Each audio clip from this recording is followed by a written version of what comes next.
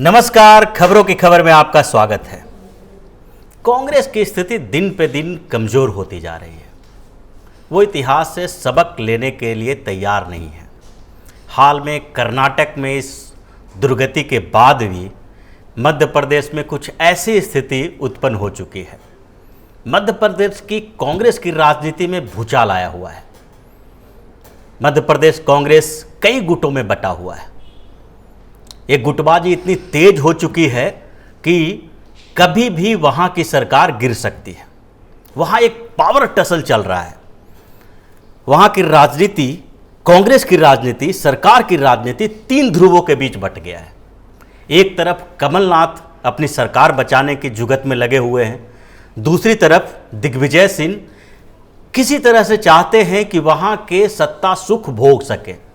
वो अपने लोगों को फायदा पहुंचाने की कोशिश में लगे हुए हैं। तीसरी तरफ ज्योतिरादित्य सिंधिया हैं। उन्हें भी प्रदेश की राजनीति में एक बड़ी भूमिका चाहिए। पहले से भी वो उस बड़ी भूमिका की तैयारी करते रहे थे, लेकिन बीच में कमलनाथ और दिग्विजय सिंह की कॉन्स्पिरेसी के कारण उन्हें प्रदेश से दूर कर दिया गया था। ये गुटबाजी इतनी बढ़ गई है कि अब वहां के मंत्री भी ये आरोप लगाने लगे हैं कि यहां कांग्रेस की सरकार ज़्यादा दिन तक चलने वाली नहीं है। कांग्रेस के अंदर से ही सरकार को अस्थिर करने की कोशिश की जा रही है। वहां के एक मंत्री ने तो दिग्विजय सिंह के ऊपर सीधा आरोप लगा दिया। उन्होंने इसके लिए हाईकमान के पास खत भी लिखा। सोनिया गांधी को लिखे एक खत में वहां के इस मंत्री ने बताया है कि दिग्विजय सिंह सरकार के कामों में हस्तक्षेप कर रहे हैं। हस्तक्षेप ही नहीं कर रहे हैं, जरूरत से ज़्यादा हस्तक्षेप कर रहे हैं। इससे वहां के मंत्रियों के बीच असंतोष फैल रहा है और सरकार सही तरह से काम करने से किसी तरह पलट रही है। कहीं परेशानियां आ रही है। सरकार को काम करने में कई मुश्किलों का सामना करना पड़ रहा है। अगर मध्य प्रदेश की स्थिति को देखें तो ये गुटबाजी अभी की नहीं है। तीन लोग, ये तीन ध्रुव जो हैं, ये बहुत पहले से बना हुआ है और वहां विधानसभा चुनाव जब होना था तो उसी समय ये तीनों ध्रुव उभर के आ रहे थे। तीनों का अपना अपना इंटरेस्ट है। तीनों किसी न किसी तरह से मध्य प्रदेश की सत्ता का भागीदार बनना चाहते हैं और इसके लिए तीनों ने तैयारी भी की थी। उस समय मौका नहीं मिल पाया। जब मध्य प्रदेश चुनाव की घोषणा हुई थी तो उस समय से ही सबसे पहले दिग्विजय सिंह ने दावेदारी शुरू की थी। इसके लिए उन्होंने पूरी तरह से मध्य प्रदेश कांग्रेस को मजबूत करने की तैयारी शुरू कर दी।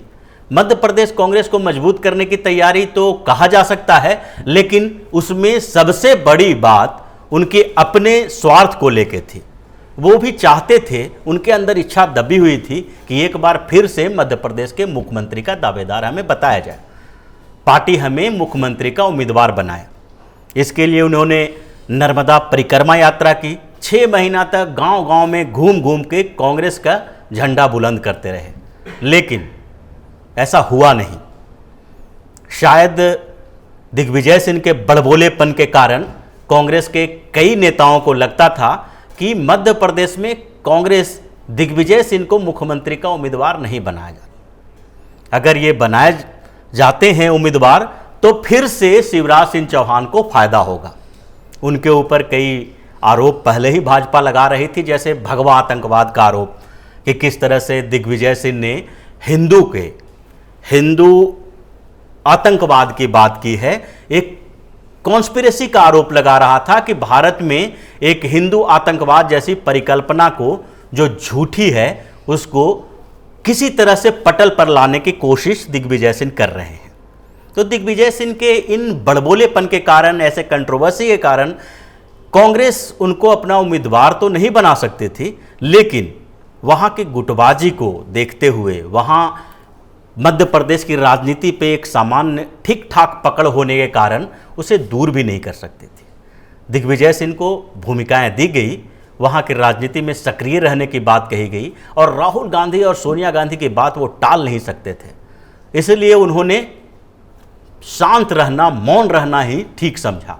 लेकिन दूसरी ओर कमलनाथ और ज्योतिरादित्य सिंधिया के बीच भी ठनी हुई थी। दोनों मुख्यमंत्री बनने की तैयारी कर रहे थे। कांग्रेस के प्रभारी, जो मध्य प्रदेश के प्रभारी थे, उन्होंने एक दो बार घोषणा भी की कि मध्य प्रदेश का मुख्यमंत्री, कांग्रेस की अगर सरकार बनती है यहाँ, तो या तो सिंधिया को या कमलनाथ को मुख्यमंत्री बनाया जा सकता है। इसके कारण भी एक कन्फ्यूजन की स्थिति पैदा हो गई।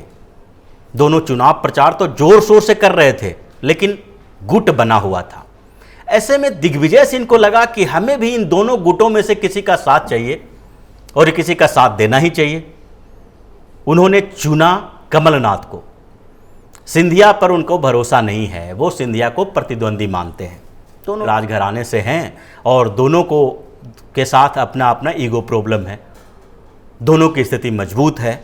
ऐसे में उन्हें एक ऐसा व्यक्ति चाहिए जिनको मुख्यमंत्री के बनाने के बाद भी वो थोड़े बहुत पावर में, वहाँ के सत्ता में भागीदारी ढूंढ सके। उन्होंने अंत तक कमलनाथ को सपोर्ट कर दिया। सिंधिया बेचारे मुख्यमंत्री नहीं बन पाए और इस बात का दुख तो उन्होंने रहा ही। किसी न किसी तरह से कांग्रेस आला कमान ने, राहुल गांधी ने उन्हें समझाया कि आपको केंद्र में बड़ी भूमिका निभानी है। मध्य प्रदेश से बाहर भी कांग्रेस को संभालने के लिए युवा नेतृत्व चाहिए और ज्योतिरादित्य सिंधिया युवा नेतृत्व हैं, युवा नेता हैं। तो उन्हें बताया गया कि अभी लोकसभा में आपकी ज़रूरत है, मुख्यमंत्री बनने के लिए कमलनाथ के ऊपर छोड़ दीजिए। किसी तरह मान मनोवल के बाद ज्योतिरादित्य सिंधिया मान तो गए, लेकिन अंदर से खुश नहीं थे। और दूसरी तरफ दिग्विजय सिंह और कमलनाथ की एक कॉन्स्पिरेसी सिंधिया के खिलाफ चलती रही। वो किसी तरह से सिंधिया को मध्य प्रदेश की राजनीति से दूर करना चाहते थे और ये कॉन्स्पिरेसी उन्होंने लोकसभा चुनाव के दौरान भी की। जब लगा कि लोकसभा चुनाव के दौरान मध्य प्रदेश की जिम्मेदारी ज्योतिरादित्य सिंधिया को दी जा सकती है, तो उन्होंने पहले से ही तैयारी शुरू कर दी इसकी और किसी तरह केंद्रीय नेतृत्व को समझा लिए कि ज्योतिरादित्य सिंधिया को प्रियंका गांधी के सहयोग करने के लिए उत्तर प्रदेश भेजा जाए। अब ज्योतिरादित्य सिंधिया कुछ कर नहीं सकते थे।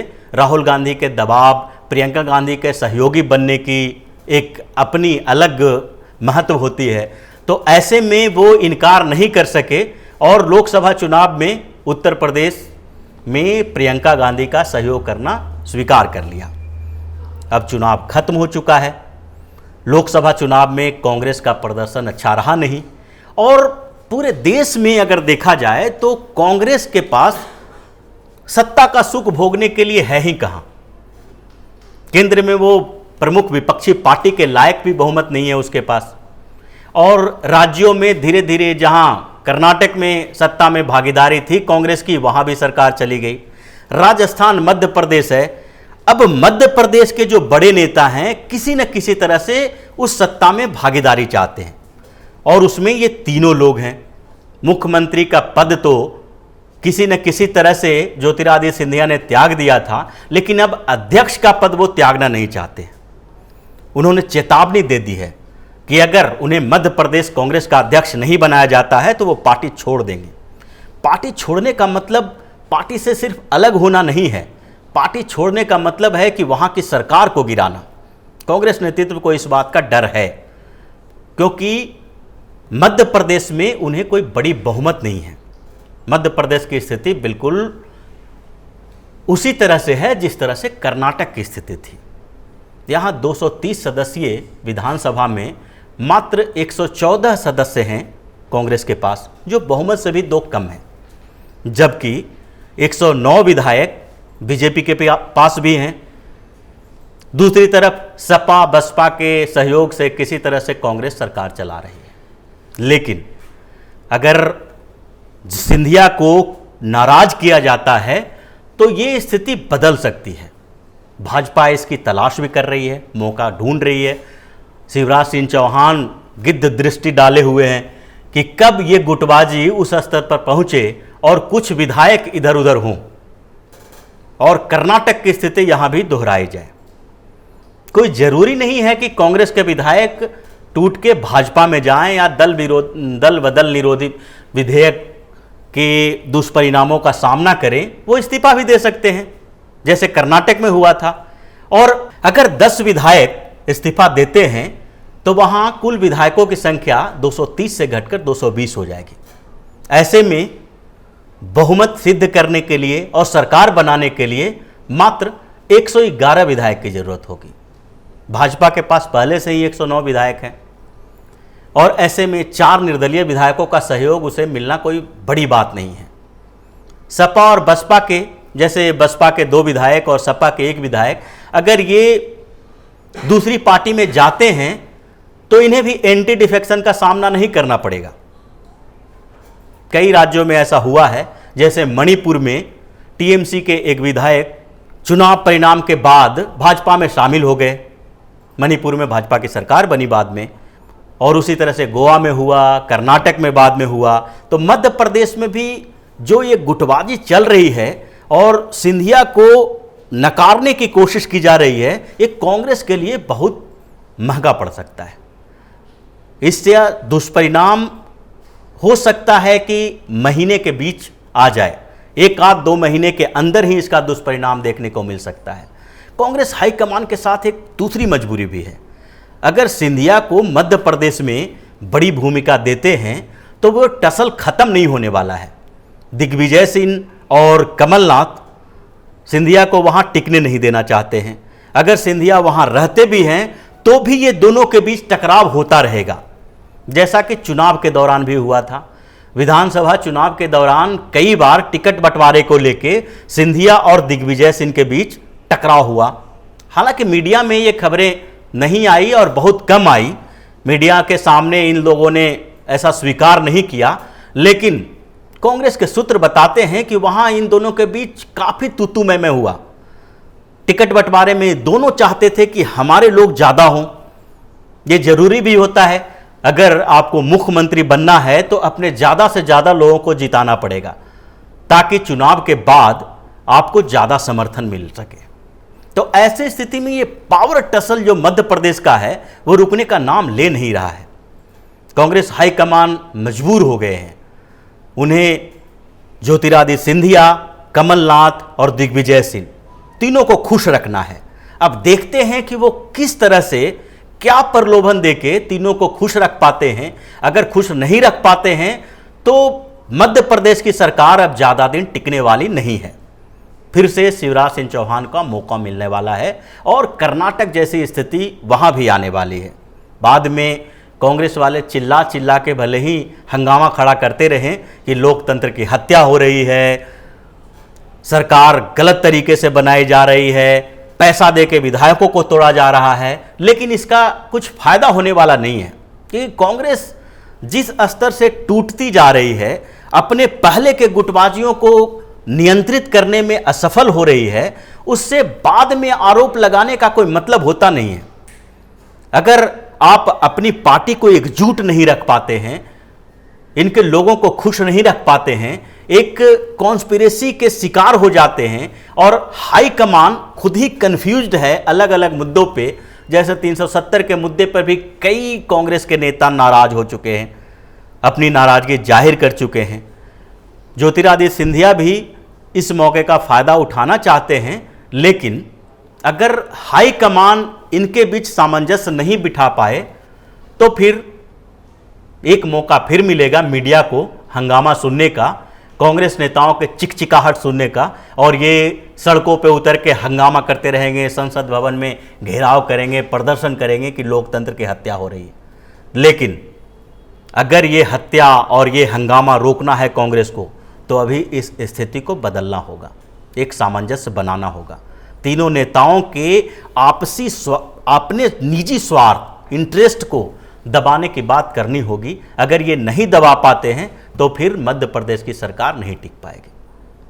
तो इसी तरह की खबरों के साथ फिर हम हाजिर होंगे, तब तक के लिए विदा दीजिए, नमस्कार।